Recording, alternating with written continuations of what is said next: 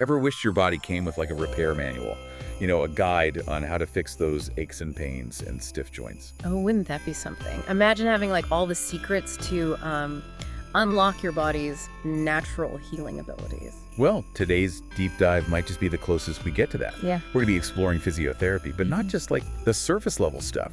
We're going deep into the techniques that can like literally transform how you move and feel. Think of it as unlocking like a hidden toolbox, filled with tools that utilize the power of touch, water, even electricity and cold, all to help your body heal and function at its best. So we're talking manipulative therapy, Right. where skilled hands work magic on muscles and joints. Yeah. Hydrotherapy that harnesses the power of water, electrotherapy that utilizes targeted electrical currents, and even cryotherapy, the strategic use of cold for healing. It's pretty amazing how diverse and powerful these techniques are.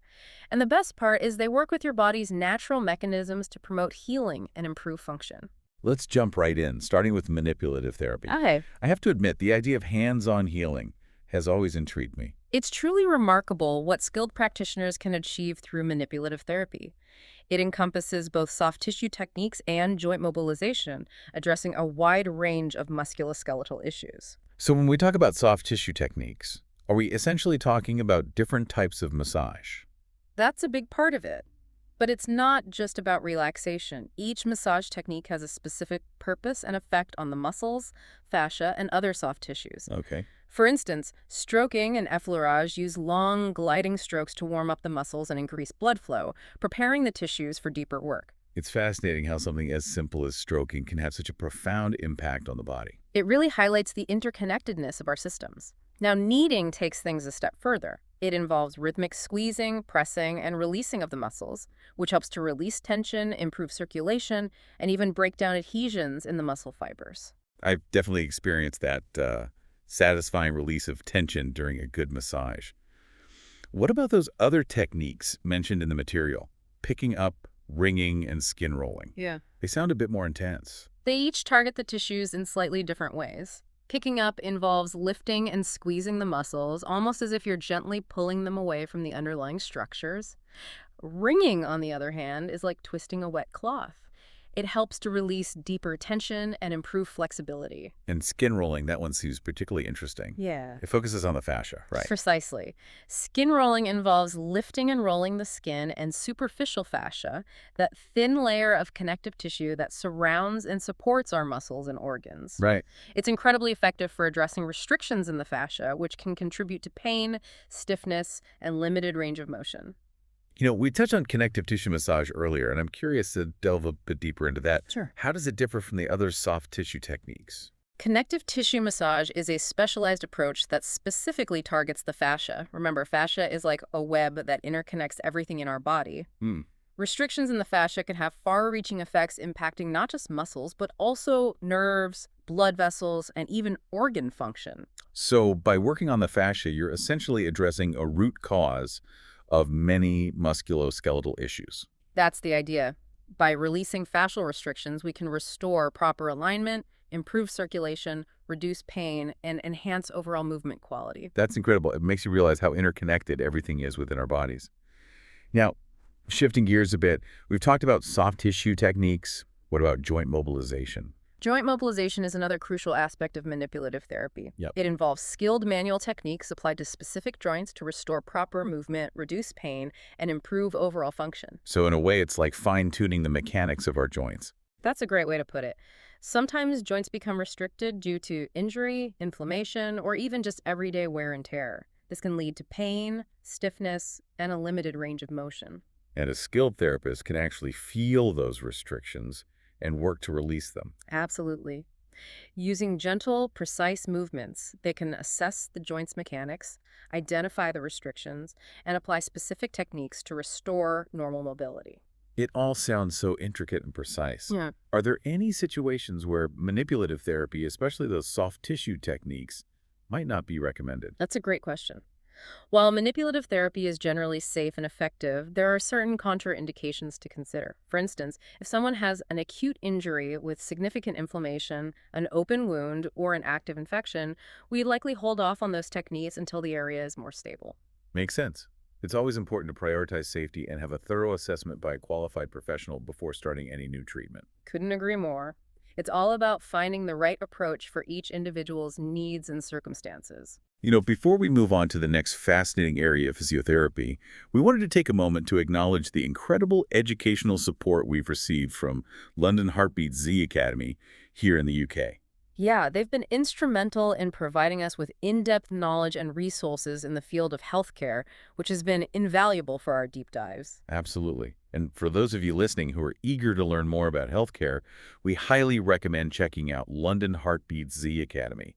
They offer an impressive range of over 140 courses covering a wide variety of healthcare fields. It's a fantastic resource for anyone looking to expand their understanding of health and wellness, whether you're interested in pursuing a career in healthcare or simply want to deepen your personal knowledge. Okay, here's the best part. You can stay connected with London Heartbeat Z Academy on their social media platforms for free regular updates and amazing discussions like this one. Find them on Facebook, Instagram, Spotify, and YouTube. Now, let's dive into another world of healing hydrotherapy. Hydrotherapy, where the healing power of water takes center stage. I have to admit, I'm picturing a relaxing spa experience. Yeah. Is that close to reality, or are we talking about something more intense? Well, while it can certainly be relaxing, hydrotherapy is much more than just a spa day. It harnesses the unique properties of water to achieve therapeutic benefits. So it's not just about the feel-good factor, there's actual science behind it. Absolutely. Water provides buoyancy, resistance, and hydrostatic pressure, Okay. all of which can be utilized to improve muscle strength, joint mobility, and overall function. Okay, let's break that down. What exactly does buoyancy do for us in a therapeutic setting? Think about how much lighter you feel when you're in water. That's buoyancy at work. It reduces the weight-bearing stress on your joints, allowing you to move more freely and with less pain, especially if you have conditions like arthritis or are recovering from an injury. That makes perfect sense. So it's like a gentle form of exercise without putting too much strain on the body. Exactly. And then there's resistance. As you move through water, you encounter a natural resistance that strengthens muscles. It's like having a built-in weight training system. So you're getting a workout without even lifting weights. That's pretty amazing. It is. And then we have hydrostatic pressure, which is the pressure exerted by the water on your body. This pressure helps to improve circulation and reduce swelling, which can be incredibly beneficial for a variety of conditions. I'm starting to see how versatile hydrotherapy can be.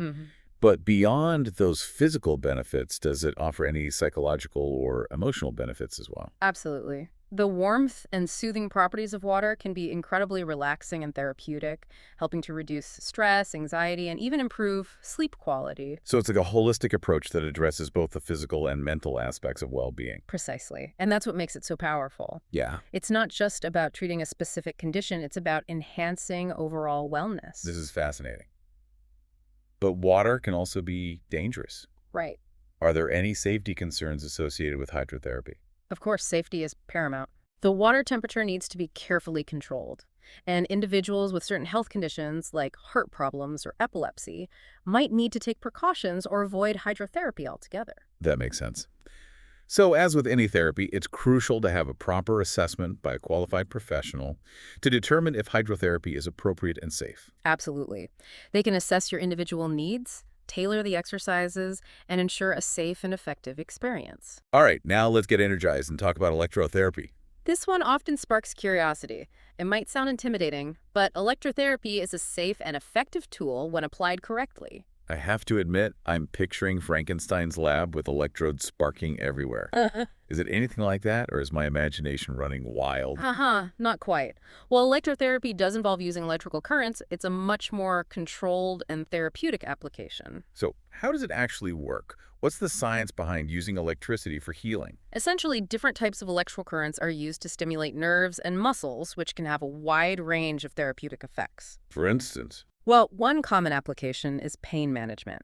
Certain types of electrical stimulation, like 10 ENS, can interfere with pain signals, providing relief for conditions like back pain, arthritis, and even nerve pain. So it's like intercepting those pain messages before they reach the brain. Exactly. Another fascinating application is muscle stimulation. Electrical currents can be used to activate muscles that are weak or paralyzed, helping to improve strength, coordination, and even restore function. That's incredible. It's like giving those muscles a jumpstart to relearn how to work properly. It is. And electrotherapy can also be used to promote tissue healing, reduce swelling, and even improve blood circulation. So it's a multifaceted tool with a wide range of applications. Precisely. The key is to select the appropriate type of current and parameters based on the individual's needs and condition. So that makes sense. It sounds like electrotherapy requires a deep understanding of both the technology and the human body to be used effectively. Absolutely. It's crucial to have a qualified healthcare professional assess your situation and determine if electrotherapy is the right approach for you. Safety first, as always.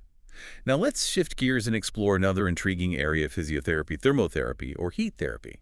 The material mentioned a whole array of heat sources. It seems like quite a diverse toolbox. It is, and they all work by transferring heat to the body, Hmm. but in different ways and with distinct benefits. Okay, let's unpack that a bit. Sure. What are some of the most common heat sources used in thermotherapy, and how do they differ? Well, one of the simplest and most accessible options is the good old hot pack.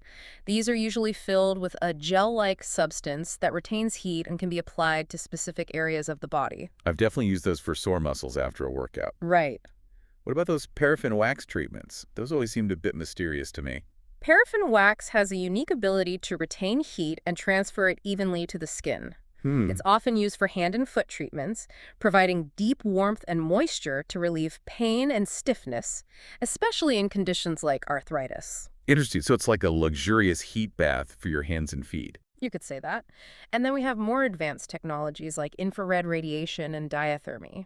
Oh. Infrared saunas, for instance, use far infrared radiation to penetrate deep into the tissues, promoting sweating, detoxification, and relaxation. I've heard great things about infrared saunas. Yeah. What about diathermy? That one sounds a bit more intense. Diathermy uses high-frequency electromagnetic energy to generate heat deep within the tissues. It's often used for conditions like muscle spasms, joint pain, and even tendinitis. So it's like a targeted deep heating treatment. Precisely. It can penetrate deeper than superficial heat sources, providing targeted relief for specific conditions. Wow, the world of heat therapy is certainly diverse. But I have to ask, are there any situations where applying heat might not be the best idea? That's a great question. We always need to be mindful of contraindications. For instance, if someone has an acute injury with inflammation, applying heat could potentially worsen the swelling. That makes sense. So as always, it's crucial to have a thorough assessment by a qualified professional to determine the most appropriate approach. Absolutely. They can take into account your individual needs, medical history, and the specific condition being treated to ensure the safest and most effective treatment plan. This deep dive into the world of physiotherapy is already proving to be quite enlightening. Now let's cool things down a bit and explore the world of cryotherapy. Cryotherapy, the strategic use of cold for healing.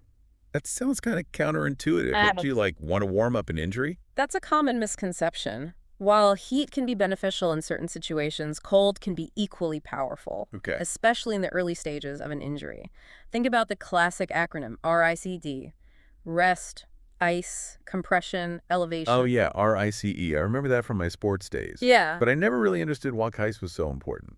Well, when you apply cold to an injured area, Hmm. it causes the blood vessels to constrict, which helps to reduce blood flow and minimize swelling. So it's like putting the brakes on the inflammatory process. Exactly. By controlling inflammation, we create a more favorable environment for healing to take place. Additionally, the cold can numb nerve endings, Right. providing temporary pain relief. It's amazing how something as simple as ice can have such a significant impact on the body's healing mechanisms. It really highlights the body's incredible ability to respond to different stimuli. Now, it's important to note that cryotherapy isn't just about slapping an ice pack on an injury. There are specific techniques and guidelines to ensure it's applied safely and effectively. So there's a right way and a wrong way to use ice. Absolutely. You want to avoid applying ice directly to the skin as that can cause frostbite. It's usually recommended to wrap the ice pack in a thin towel or cloth before applying it to the injured area.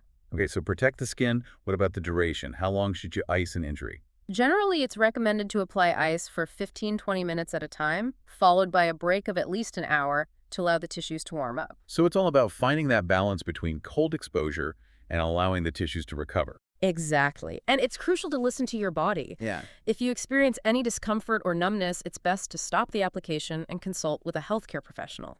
It's always better to err on the side of caution. Now, we've covered a lot of ground in this deep dive, exploring a wide range of physiotherapy techniques, from manipulative therapy to hydrotherapy, electrotherapy, and cryotherapy. It's amazing how diverse this field is, isn't it? Each technique offers a unique approach to promoting healing and improving function. It's like having a whole arsenal of tools at your disposal. Hmm. And the best part is that these techniques can be used individually or in combination to create a personalized treatment plan. Absolutely. It's all about finding the right combination of techniques to address the individual's specific needs and goals. As we reflect on this incredible journey through the world of physiotherapy, what stands out to you as the most remarkable aspect of this field? What truly fascinates me is the holistic approach that physiotherapy embodies. It's not just about treating symptoms, it's about understanding the interconnectedness of the body and addressing the root causes of pain and dysfunction. It's about empowering individuals to take an active role in their healing journey and regain control of their bodies and their lives. Beautifully said. Physiotherapy isn't just a set of techniques, it's a philosophy of care that emphasizes personalized attention, active participation, and a deep respect for the body's innate healing abilities. It's really incredible how physiotherapy empowers individuals to become like active participants in their own healing process. It's a true collaboration between the therapist and the person, working together to achieve optimal outcomes. And the beauty of physiotherapy is that it's not just about addressing physical ailments. It Right. also encompasses the mental and emotional aspects of well-being. Absolutely. Physiotherapy recognizes that pain and dysfunction can have a profound impact on our overall quality of life, and it seeks to address those aspects as well. So it's a truly holistic approach, Yeah. acknowledging the interconnectedness of the body and mind. Precisely. And that's what makes it so effective. By addressing the physical, mental, and emotional aspects of healing, we create a more sustainable and empowering experience for the individual. It's not just about fixing what's broken. Yeah. It's about optimizing function, Right. improving resilience, and enhancing overall well-being. Well said. It's about helping individuals reclaim their lives and live to their fullest potential. As we wrap up this deep dive into the world of physiotherapy, I'm struck by the sheer breadth and depth of this field. It's truly remarkable how diverse the techniques are, ranging from hands-on manipulation to the use of water, electricity, heat, and cold. And yet, despite these seemingly disparate approaches, they all share a common goal to promote healing, restore function, and empower individuals to live healthier, more fulfilling lives. It's a testament to the ingenuity and adaptability of the human spirit, both in developing these techniques and in harnessing their power for healing. So as we conclude our deep dive into the world of physiotherapy, what's the one key takeaway you hope our listeners will remember? I'd say it's the power of a holistic approach. Physiotherapy recognizes that true healing goes beyond addressing just the physical symptoms. It encompasses the mental, emotional, and even social aspects of well-being. It's about empowering individuals to become active participants in their own healing journey, working in collaboration with skilled therapists to achieve optimal outcomes. Remember, the human body has an incredible capacity for healing. And with the right knowledge, support, and a holistic approach, we can unlock our body's full potential and live healthier, more fulfilling lives. Thanks for joining us on this fascinating journey through the world of physiotherapy.